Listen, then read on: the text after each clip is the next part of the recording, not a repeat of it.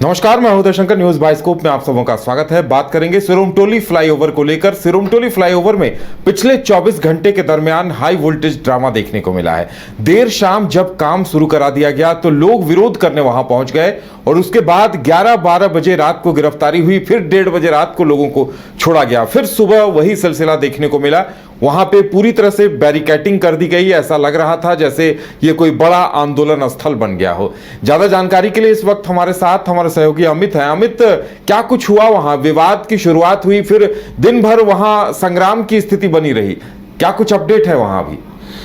जी बिल्कुल है। जिस प्रकार से पिछले 3 महीने से लगातार जो आंदोलन है वो चल रहा था, सिरोमटोली के समीप जो रैंप उतारा गया है सरना स्थल के समीप, उसको लेकर के लगातार आंदोलन किया गया। चरणबद्ध तरीके से आंदोलन किया गया। मंत्री आवास भी घेराव हुआ, साथ ही विधायक आवास का भी घेराव किया गया। इसी दौरान अचानक से देर रात, गुरुवार की देर रात जो है कार्य का जो निर्माण है, यानी कि कार्य का उसको उसमें तेजी लाई गई। एक बार फिर से उस काम को आगे बढ़ाने की कोशिश हुई, रैंप को।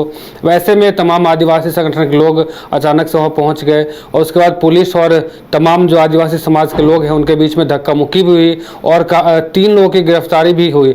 राहुल तिर्की हैं और 2 लोग और थे जो इस आंदोलन में बढ़ चढ़ के हिस्सा ले रहे थे, उनकी गिरफ्तारी भी हुई। तो कहीं ना कहीं उसके बाद आधे घंटे बाद उनको छोड़ दिया गया फिर से। लेकिन अगले सुबह यानी कि आज के दिन वो कह सकते हैं कि एक युद्ध स्थल की तरह वहाँ पे तमाम जो सुरक्षा बल हैं उनकी तैनाती की गई थी। लगभग सैकड़ों की संख्या में वहाँ सुरक्षा बल तैनात थे और दोनों साइड से बैरिकेड करके किसी भी लोग, यहाँ तक कि जो पत्रकार हैं जो कवरेज करने गए थे उनको भी वहाँ पे एंट्री नहीं करने दी गई। यानी कि पत्रकार भी इस चीज़ का विरोध कर रहे थे कि आखिर कोई ऐसा क्यों हो रहा है कि हम लोग को वहाँ अंदर नहीं जाने दिया जा रहा है। साथ ही गीता श्रीराव थे और कुछ आदिवासी समाज के जो नेता हैं वो सरना स्थल में बैठ करके बैठक कर रहे थे। उस दौरान राजेश कच्छप भी पहुंचे थे और रांची के जो विधायक हैं सीपी सिंह वो भी पहुंचे थे। बहुत देर तक वार्ता हुई। उसके बाद अब गीता श्रीराव का कहना है कि हम लोगों के ऊपर कहीं ना कहीं जो क्रूरतापूर्वक जो व्यवहार किया गया है वो सही नहीं है।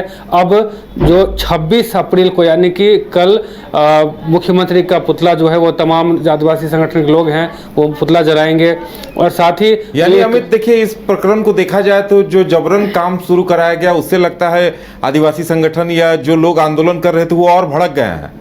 जी बिल्कुल। जिस प्रकार से वहाँ माहौल था, जो खिजरी के विधायक है राजेश कच्छप, उनकी जो गाड़ी है वो भी अंदर मतलब सरना स्थल के समीप नहीं जाने दिया जा रहा था। उसके बाद उन्होंने एसपी को फ़ोन लगाया और एसपी के फ़ोन लगाने के बाद उनकी गाड़ी जो है अंदर आई।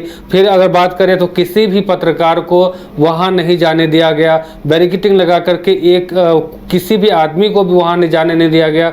और उसके बाद वो कार्य का जो सरना स्थल के जो समीप जो रैंप है उसके निर्माण के कार्य को गति दी गई। यानी कि कह सकते हैं कि जिस प्रकार से वहाँ आज का माहौल था वो लग रहा था कि कोई बड़ा आंदोलन जो है होने वाला है। लेकिन इसके बावजूद काम हुआ है।